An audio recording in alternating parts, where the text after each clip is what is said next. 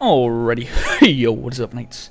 Just Rick here, back with some more DFO charge. This time on my Enchantress. Now, guys, in the last video we did the Ghost Blade, and it was a pretty popular video. You guys liked that one. I had a lot of great things to say about Ghost Blade. And in that video, I did mention this character. This is the Enchantress. She got released at the same time. Brand new character. Only had her for like 5 or 6 days or so.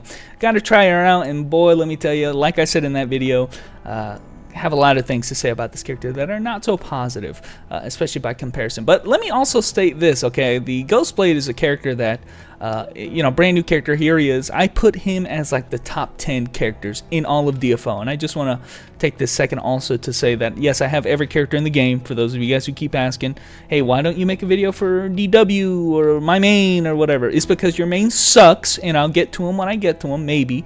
But anyway, I do have all the characters, and I have played them all, and I've kind of experienced them, and so I'm going to try to give my input onto the Enchantress right here a little bit with the experience that I have with the other characters. Just know that it's not really fair for me to compare the Ghost Blade to this character, because like I said, I put him in the top 10. That means he's like better than 50 of the other characters in this game. So obviously this character, if I'm not liking her very much, she's not going to be very high on that list. But anyway, I don't want to taint this video by just me comparing her to him. Instead, I'm just going to try to compare her to her equivalent, and that's what I want to start this video by saying, is that if you didn't know, this character is actually in a very exclusive club in DFO, okay? When you pick a character in DFO, you are basically picking one of 3 types of characters, okay? You're going to fall into one of these buckets, okay? It's either going to be a Deeps character, which make up the majority of all of the characters in the game, or DPS characters. They're just, do damage. That's your job in the game, okay? Then there's a smaller group of characters that are considered synergy type characters, and what they do is they give your party effectively a party buff, which they've kind of normalized this effect, but it's generally about a 25% damage buff to your entire party. And they're called synergy characters. Again, it's a little bit more exclusive than the DPS characters, which are a lot more common. And lastly, guys, the very top, top echelon god tier characters are the ones right here. Saint and Seraph, they are the buffer type characters, okay? You need one in every party at the end game. It needs to either be a Saint, it needs to either be a Seraph, or finally, with the addition of the Enchantress is a new buffer type character. She's within that very strict echelon, the top tier characters in this game. So she fits nicely in there, okay? I'm going to say that right now because I'm about to shit talk her to no end. But she is a very strong buffer. Do not get it twisted when I start talking all this mad trash that this character is just not good, okay? She's the top tier character in the game because of the fact that she's a buffer, and she's a decent buffer, okay? So she will get it done. She will get it done. There isn't going to be any issue that she's not going to be able to get it done, especially considering all of the gear that they're going to be sending over our way with the Tabor's equipment and all of that. She definitely is strong enough to do the buffing. And actually, what I'm going to do with this video is I'm going to split it into 2 parts, okay? First part is going to be doing solo content, because yes, while this is a buffer type character, I still do think it's a little bit fair to show how well this character can do in PvE content, at least in farming type content. This, I do not recommend doing this, by the way. If you play a buffer type character, just leave this character at the door when we're talking about farming. But I do want to show that it is possible. She does have some decent AoE with a lot of her vine type skills. She has a very few amount of these bear skills that I'm using. But mostly you're going to be using your vine skills and your AoE, and some of these doll skills right here to be able to dish out quite a bit of damage. Damage over time. You've even got holds right here by utilizing some dolls. And of course you can always use your 1A. Again, I'm going to showcase this when we're in a party while we're buffing, but you can go into 1A and transform into it and be able to do damage during this form. You're not really getting much out of it, but just showing that it is possible and everything is doable. I mean, I'm doing Slayer difficulty on a buffer type character, and I'm not really having all that much issue. Now, I do want to talk about it while I'm here in solo content, and one of the main things, of the many things that I have problems with this character is I feel my main theme with this character that I'm not really enjoying is that I don't feel like she is cohesive of a unit. She's just not well designed. She has various systems we're definitely going to talk about, but they don't feel like they flow well with each other. For instance, most of the time you're going to be doing damage utilizing your bear. Although the bear just seems as though it's an unnecessary gimmick, and I know it ties to the aesthetic of, okay, this girl shops at Spencer's, she goes to Hot Topic, found a bear doll, and you know, she's an emo chick, and here's the whole aesthetic of the character. I get that, you know, but the bear just doesn't seem to have any use. It's kind of just a different animation. There's no real reason to have the bear, aside from just the aesthetic appearance of it, because the skills that he has are more or less skills that you've kind of already seen before. Barrage attack skill, which actually gives you some decent iframe. You have this rocket punch type skill, which you might see me using. Has a little bit of AoE utilizing the terror bear, the roar type skill. But aside from that, guys, I do think that this bear is just disconjointed with the rest of the character. You don't need to have the bear to at all, even, but it's just kind of just there for the aesthetic. So and quite frankly, when you think about it, the bear really is just for some of the damage that you're going to be doing on your own for solo content. But when you really look at it, the bear, you can actually a friend of mine made a joke, you can actually go ahead and de-level all of the bear skill and you're still going to have the same type of character. Honestly, you can get away with not having the bear skill at all, and it really does suck when you compare this character to, say, another character that has a similar system. Like if you look at Dragon Knight, which I've really praised a lot, the Dragon Knight is a character that has a type of summon as well, a partner as well, and when you utilize the Astro instead of the Mad Bear, you're just going to see a night and day difference. The bear is just not a cohesive unit. You know, Astro, you're able to cast in the air, get different animations whether you're in the air or not. You can cast it independently. You basically don't have to wait any kind of cast time. You can notice a lot of my skills on this character, there's some cast time to it. You see, it takes a second for me. I can't move until he starts doing the attack. Well, with Astro, there is no cast time, so it's just a lot more fluid to play, and because of that, it makes the bear almost a little annoying to use some of his skills. Like this skill, can't do anything. I just have to do the barrage attack, and it sucks in comparison to what I know already exists out there, which I just wish it was a little more fluid when it comes to that. But like I said, the bear is pretty much inconsequential to the entire gameplay of this character. You can kind of get away with not having to use the bear at all. So that's like my first gripe. The bear, whatever. The bear is whatever, and the skills that he have are also whatever. And especially, like I said, as kind of a joke, you can actually get away with not leveling any of the bear skills and not doing any of the bear attacks. But like I said, it does have a little bit of utility. AoE suction right there. You do get a little super armor and iframe with this skill. And finally, this skill right here, actually, it does pretty decent attack. It's your strongest bear skill. But another use actually that you might not know is that actually increases your buff duration by 45 seconds. So sometimes it's just good to have those skills level 1 just for those utility effects. You know, throw out the flamethrower skill pretty often so that you don't have to recharge your buffs. You know, just stand in the middle of the flamethrower, puke breath, and your buffs are going to be extended by 45 seconds. So it's you know, utility. The bear's utility, nothing more, nothing less. But figured I should mention it because you know, it's one thing that I noticed right away that I was like, oh, the bear's really whatever, isn't he? He can basically not exist and nobody would care. But anyway, for the rest of this video, guys, I think it's only proper that I join an actual party so I can kind of talk about it. The reason why I like doing these videos solo is because I have time to sit here and talk about things I want to talk about, but I'll try to fit them in my party and be able to talk about everything I want to with how this character works as a buffer, because my main gripes of this character don't come with the bear and the bear tree, because again, like I said, you could just get away with not leveling any of them if you wanted to. It's really with how the buffs work and how congruent everything is when it comes to the buffing aspect of this character. And again, we're going to try to compare this character to the other satyrs when we talk about them. I think it might be beneficial if I talk a little bit about the skills before we actually party up, just so you can kind of have an idea of what to look out for. If you look at my hotkey bar right now, you'll notice two different icons, and they do different things. So the ones with the blue circles with the little arrow up indicates a skill that will increase my doll stacks, and we'll talk about the dolls a lot because that's her main gimmick. The Enchantress's main gimmick is the dolls, and you have essentially only 2 skills that can increase your doll count, and you have a maximum of 4 dolls, and you'll notice them at the bottom left of the screen.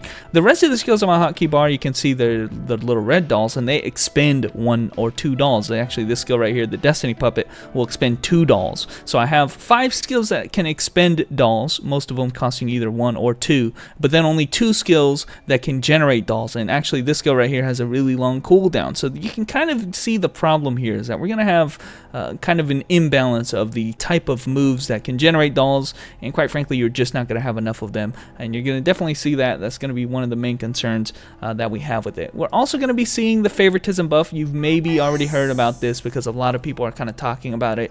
It is a little bit controversial because what it does, it basically chooses one member out of the entire party of 4 to give them a slightly more potent damage buff. Okay, you can kind of see right here, one of the effects of the buff is that it gives the entire party a little bit of defense, so you're giving your team a little bit of defense, reducing their incoming damage. But the one person that you choose as a targeted buff, the one that gets the red favoritism buff, actually gets all of the other buffs about a 20% greater effectiveness, and that includes the Forbidden Curse, which is your main damage buff permanently on only one character on the whole party. That means 2 characters are just effectively locked out of 20% effectiveness, just for the sheer fact that this favoritism buff only works on one person. So look out for those 2 things when we go into this party, because I don't want to really explain them too much, but it is a little bit of a controversy, and obviously you can kind of see why when you compare them to the other satyrs. Okay, that's the whole point of this video. That's the whole point about Enchantress, and why she's a little bit frustrating is because when you compare these kinds of things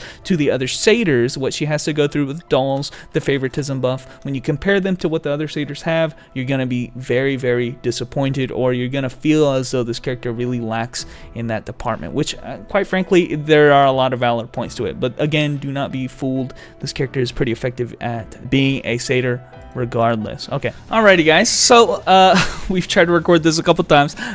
These first couple ones have been practice runs. I want to take this time though, I want to give a shout out to Fid, a good friend of mine.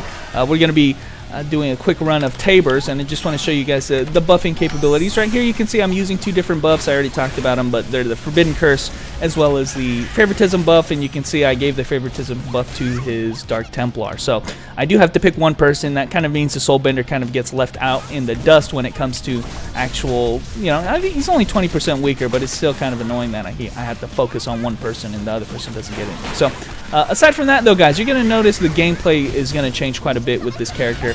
I'm not going to be focusing really on dishing out damage because, again, you got to remember I'm a satyr and I have to really focus on, you know, my damage capacity. So I want to give my my team Destiny Puppet whenever I can. It takes up 2 doll stacks to do this. Okay, so it takes up 2 doll stacks, but it does give me a little bit of 20%, essentially a 20% damage buff. Now if we need a little bit more hold, right now we're kind of getting close here, we're going to use a hold hex right here, and I can actually chain these hexes together, get another hex going right there, and essentially it's 1 doll per hex, but it is a very awesome 0 cooldown AoE super hold type move. So you can kind of see in a situation like that where that guy was about to go berserk, utilizing the dolls in that kind of manner was probably more beneficial than if I would have used, you know, if I would have used a damage buff or something like that. So it is nice. I said before that I really like the ability that the doll skills have. They have really good choice of skills, a selection of skills that you can use in certain situations. The problem is you don't have very quick ways of generating them. You can kind of see I haven't used a doll skill in a while. I'm not utilizing like my speed buff. I'm not utilizing my I can't really utilize the Destiny Puppet because just the speed at which I generate these dolls is just too slow, and there's no real quick way. You know, I have to wait 40-second cooldown for this skill, and you know, finally I have at least 3 doll stacks to be safe enough to be able to, okay, so now I can get a Destiny Puppet off kind of thing. One thing this character has is a really low cooldowns, or durations I should say, on her buffs. And the intention is you're supposed to use the Curse of the Terror Bear to extend that, but really just remember this, unlike the other characters that, the other buffer type characters, this character has really low durations on her, on all of her buffs. They don't last for very long, so.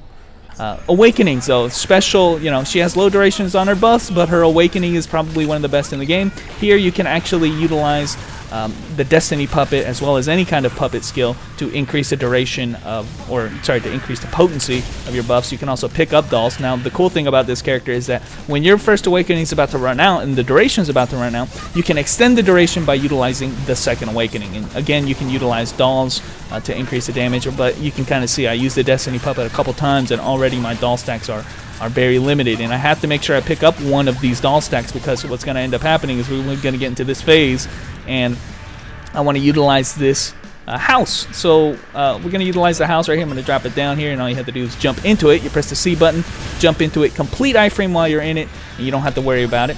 AoE heal is really good. You know, F-Satyr has also a really good AoE heal. And again, since I have a few seconds here, I'm going to try to give AoE heal or rebuff, because remember, those kind of run out quickly. Hot Affliction right there, it actually gives a speed buff as well as a DOT. So all things considered, guys, I really do like the doll system that this character has right there. She even has some decent holding potential right there. You know, I can use a Hex right here. So she can kind of use her Bramble Prism right there, use a couple Hexes if she has the dolls available. So her holding potential is good, her buffing potential, I really like the doll stacking. But here's the issue, okay, and this is the kind of things I wanted to complain about, is I love the doll system. It's something that I think as a buffer, I like worrying about the dolls, but you just can't generate them fast enough to make this character worthwhile, okay? It's just really when you compare this character to, uh-oh. We need a heal. We need a heal. Oh, no, I died. Should have used the phase shift. Really, when you compare this character to other buffers, first of all, she's really squishy. But, again, I can use things like Mana Shield to be more buff-oriented or more tanky, I should say. Mana Shield. But, you know, she has the utility. She has some really good tools. But she just can't generate the dolls fast enough. So, you know, when you compare this character to, like, the Valiant Arya and how often Valiant Arya is, how long the Valiant Arya lasts, you know, things like that really do set this character apart, like days apart. You know, it's not even close. So, there, pretty quick run. You know, it just kind of showcases what the main problem is of this character. You just don't have the dolls available as often. The buffs do not last as long.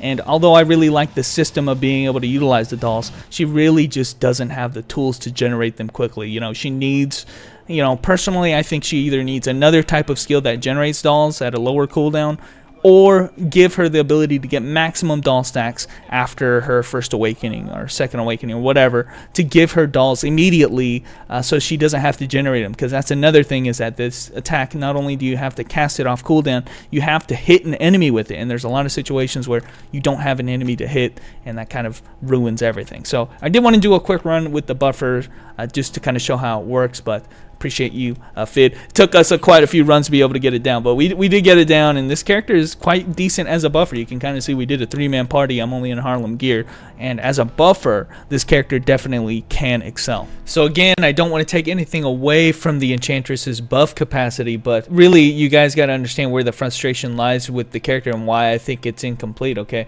Let's compare the similar skills of this character. For instance, Valiant Arya is something that has a 30-second cooldown, but it lasts for a very long time. You can kind of see Arya duration is 10 seconds. This is actually perhaps, it feels even longer than that because it has a little bit of lingering duration. Also, her first awakening gives her, during the entire duration of the awakening, you actually get the Valiant Arya buff. So this entire time you're getting Valiant Arya. When the animation's over, you can recast the Valiant Arya. Okay, the equivalent on the Enchantress would be essentially casting the Destiny Puppet and then casting it again. Okay, we're just not getting the duration, and this is something that is guaranteed. You don't have to worry about any dolls, and you're going to be able to get this guaranteed 10-second damage amplification on its own every 36 seconds for 10 seconds max. Okay, compare this to the Enchantress, and what you're going to see is this Destiny Puppet. This is kind of the equivalent of the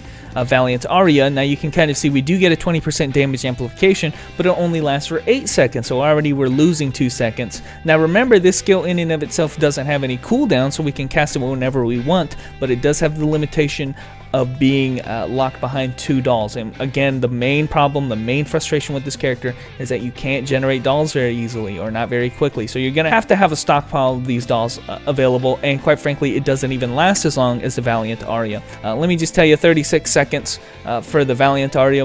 Being able to cast that skill whenever you want, at any time, just when it's off cooldown, is a little bit, in fact, a lot more convenient than being able to cast a lesser duration buff at the cost of these doll stacks. Because like I said, if there was a better way to generate the dolls, this would be a lot more useful. Again, also what I should mention about the Marionette is that this awakening is really good for its duration, but remember, nowhere in this description are you going to be getting the effectiveness of Destiny Puppet during the duration of Marionette. You're gonna have to use the Destiny Puppet at the same time to be able to get the 20% damage amp. You don't have to do that with the female satyr because she gets it inherently whenever she casts her first awakening. So we're kind of already losing 10 seconds from the female satyr, who gets it for free, and then she can cast it again after the duration's over. So it's kind of, you know, we're missing something out of this. Marionette should probably cast Destiny Puppet for free, honestly, is what I think should happen. And then you have the ability to cast more Destiny Puppets if you want. I think that'd be kind of nice. So I think a change they should make: give max doll stats when you cast Marionette, and also immediately cast a free cast of the Destiny Puppet when you summon the Marionette. And I think that puts it more online as to what the female satyr can do. And honestly, if I can just summarize as to what I'm really complaining about, really I'm not really complaining or really analyzing the actual numbers themselves. I'm not really concerning myself with the actual buff effectiveness. What I'm really looking at is the combat, the gameplay effectiveness of the character itself. You go through all these hoops, and at the end of the day, maintaining the buffs are not comparable to what exists already out there in the game. That shouldn't be the case. It'd kind of be like if Elven Knight has to do all these chain rush and then her damage wasn't the same way. You know, it's just like, well, why isn't her damage the same way? I'm doing all these chain rush and I'm not getting anything for it. She should still be on the same level of other characters is the kind of thing I'm getting at here. So really, guys, I mean, I've shot many segments of this video. I'm going to try to edit it up into one cohesive thing, but really what it boils down to, guys, I don't really hate this character. I don't think this is a really terrible character. In fact, as a buffer type character, I appreciate that Neopal went out of their way to make a character that's a little bit more in depth than the other satyrs, because while the other satyrs are probably the best characters in the game, they are also some of the most boring characters because they're so straightforward. And I do like the idea of, you know, the concept of making a more complex buffer, but really it's very frustrating when it feels so like they didn't plan it out, right? The bear is, you know, I gotta bring up the bear again. The bear just seems like an inconsequential piece to this puzzle here. And the main, really the question of the whole puzzle entirety is, why the hell is it so hard to generate the doll stacks when you're focusing so many of her utility skills to these dolls? The speed buff, the house if you want it, the damage buff, the holds, you know, you're just gonna have to pick and choose, maybe only focusing on the damage buff, because right now I only have 2 dolls. That's the only thing I can do, damage buff and nothing else. Which other characters, like I keep saying, you know, I can harp on this all day, but you know, Resurrection, they have the ability to use all of their skills. Resurrection, Valiant Aria, you know, any kind of speed buff if they have it, they don't have to worry about the dolls. Because they can just use the skill right off cooldown. And this character, obviously, it's like she's getting held back by the dolls just for the sheer, you know, it wouldn't even be the case if she had a way to generate them more easily. And without the limitation of having to be forced to hit an enemy or stuff like that, okay? I think she needs a little bit, something simple to generate a doll more easily, and I think this character will be a lot more favorable in terms of, you know, other people's eyes, because right now, you know, if you're just looking at the numbers game, I think more people are going to gravitate towards characters like the female male satyr, just for the sheer fact that they don't have to worry about that. They just get their buffs, they just get their numbers, and they're good to go. But anyway, guys, thanks for watching. There was the Enchantress. There's really the main frustrations. Hopefully you can kind of understand. There's probably a lot more that I'm missing, but that's kind of the main thing for me. I'm still going to gear her out because, like I said, she's still a really strong buffer, especially if you're into cell type of content where the favoritism buff really helps out. But for other people, maybe, I don't know. What do you guys think? Are you guys going to go back to the old satyrs, or are you going to try this one out? Definitely think it's worthwhile, but I really hope some changes come, convenience changes come in the future to make her more in line with the other satyrs. But anyway, guys, thanks for watching, and I will catch you nights later.